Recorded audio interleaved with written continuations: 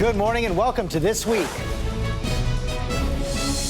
Damage control. Americans are right to be angry about it, and I am angry about it. A trio of scandals. My question is, who's going to jail? Tension on Capitol Hill. Why did you mislead Congress and the American people on this? Mr. Chairman, I did not mislead Congress nor the American people. Is this the toughest week yet for the White House? These are the tactics of the third world. He made clear he thought it was an outrage, and he has taken action.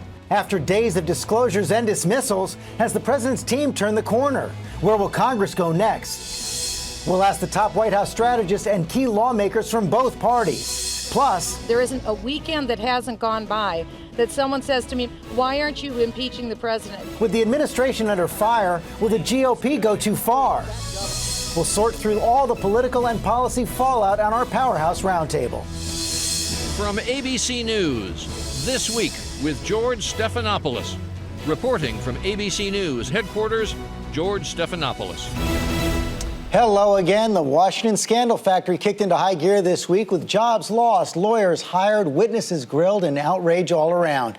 As investigations intensify into IRS wrongdoing, the tragedy at Benghazi, and the seizure of reporters' phone records by the Justice Department, we're going to take a close look today at where this is all headed, starting with the strategist at the Center of White House Damage Control, Dan Pfeiffer. Dan, thanks for coming back to This Week. George, thanks for having me. Let's talk about the IRS first and just get some factual questions on the table. You and others have said that no one in the White House knew about IRS actions before getting the heads up on the Inspector General's report last month. Are you absolutely sure of that? Yes, that's what we've looked at. That's what we know. That's the first we've heard of it. And, you know, as it's been said, the Deputy Secretary of the Treasury was made aware just of the fact that the investigation was beginning last year, but no one in the White House was aware. And it's important to know what we actually knew, which is just that there was an investigation that was coming to conclusion, not that we knew the results. We didn't see the report until it was released last Wednesday. That was until last Wednesday. So last June, Neil Wallen, the Deputy Treasury Secretary, is told, as far as you know, he did not tell his boss, Treasury Secretary Tim Geithner, and Geithner did not tell the White House. That is correct. So let's move on. What about questions about influence the other way or communications the other way from the White House to IRS or Treasury? Rob Portman, Senator Portman is coming up on the program, and he's written a letter to President Obama wanting to know what, if any, private pressure was exerted by the White House or Treasury Department political appointees on the IRS regarding the standards for approving and monitoring the tax-exempt organizations, particularly these 501c4 groups. Those are those groups that have gotten all the attention. Any communication from the White House? No, but don't take my word for it. Take the word of the independent inspector general, who said that he found no evidence that there was any influence from anywhere outside of the IRS. So none at all. So you have no problem turning over any communications, and you believe there are none? No. We are going to work with Congress, as the president said, in legitimate oversight. What we're not going to participate in is partisan fishing expeditions designed to distract from the real issues at hand. So does that mean when Senator Portman is asking for documents, emails, any communication, you're not going to comply with that request?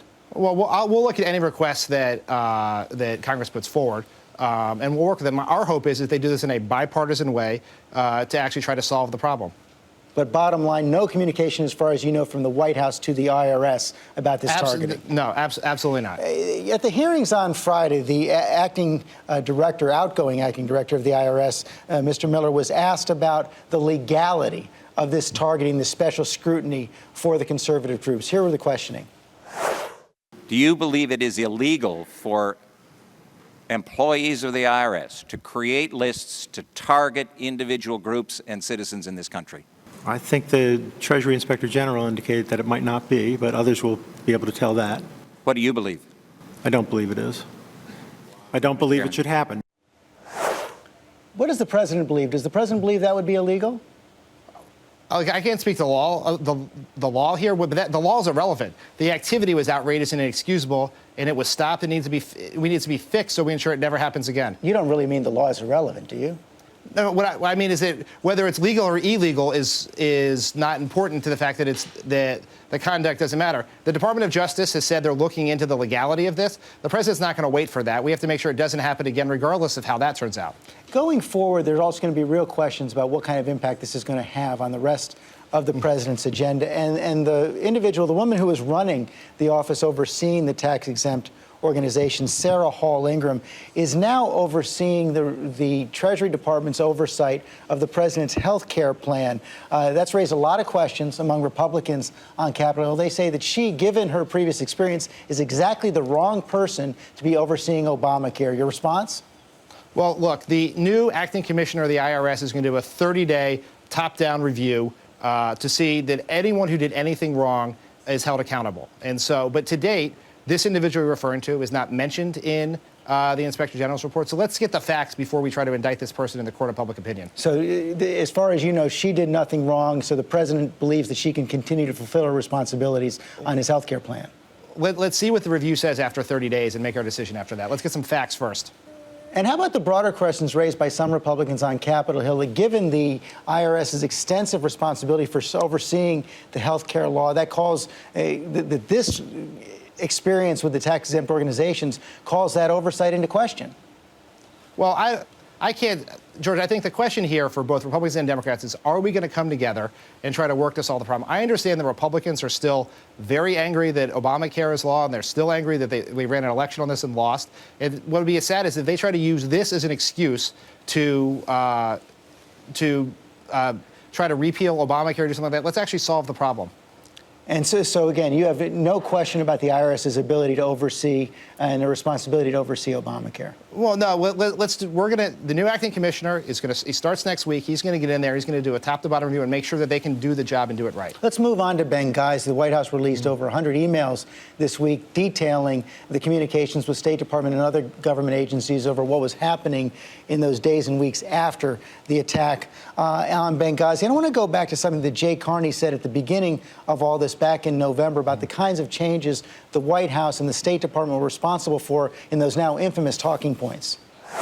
The White House and State Department have made clear that the single adjustment that was made to those talking points by either of these two institutions were changing the word consulate to diplomatic facility because consulate was inaccurate. And do you continue to stand by that? Because the emails you released show a host of communication indicating that the changes were far more extensive. No, the email showed three things. I think this is very important because they undermine all of the allegations Republicans have been making for months about this. First, the email showed that all of the drafts of the talking points include, written by the CIA, include reference to the influence of a protest here. Second, references to al-Qaeda and terrorism were not taken out by the White House, as Republicans have asserted, but taken out by the CIA. And third, it shows that everyone here was trying to get it right the best we could, and that the primary driving objective for the White House, the CIA, and the State Department was to ensure we did nothing that interfered with the investigation of the people who did this. But it also does show that the changes were more extensive than changing the word mission to consulate to diplomatic facility. But what they absolutely show beyond a shadow of a doubt is that the Republican allegation that the White House, the State Department, someone else changed the CIA's assessment for political reasons, that has proven beyond a shadow of a doubt to be false. And so hopefully we can put this all behind us. And I think that many of the Republicans who have been talking about this, now they've seen the emails, owe Ambassador Rice an apology for the things they said about her in the wake of the attack. Apology for what? For accusing her of misleading the country, for saying that she didn't, that somehow she was involved in some sort of political whitewash of what happened there. What she said was what the intelligence community believed at the time. And when we got further information, we told the American people what that was. That's how people know what happened here. Finally, as you look forward in trying to get the rest of the president's agenda through the Congress in the remaining 3.5 years he has in office, you've seen the harsh words from Republican leaders talking about the arrogance of the White House, the culture of intimidation, according to Senator Marco Rubio. And Dan Balz in the Washington Post, respected political writer, points out that this is leading to a growing trust in government deficit. I want to show it. It's an article he's got in the paper today, and he writes that whatever else happens as a result of the multiple controversies that engulf the administration, one thing is clear. President Obama has failed to meet one of the most important goals he set out when he was first elected, which is to demonstrate that activist government could also be smart government. Have all the revelations this week, it sure appears that they've driven trust in government even further down. How does the president turn that around?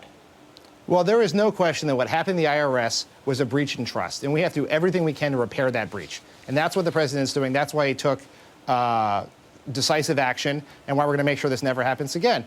Going forward, I think it's important to know two things. One, we have taken, since the president's been in office, he has taken serious steps to reform government, make it more efficient, make it more transparent. And what I think the test here is when problems arise, how do we address it? And in the IRS, we're taking decisive action to make sure it never happens again, and we're going to hold those responsible accountable. Dan Pfeiffer, thanks very much.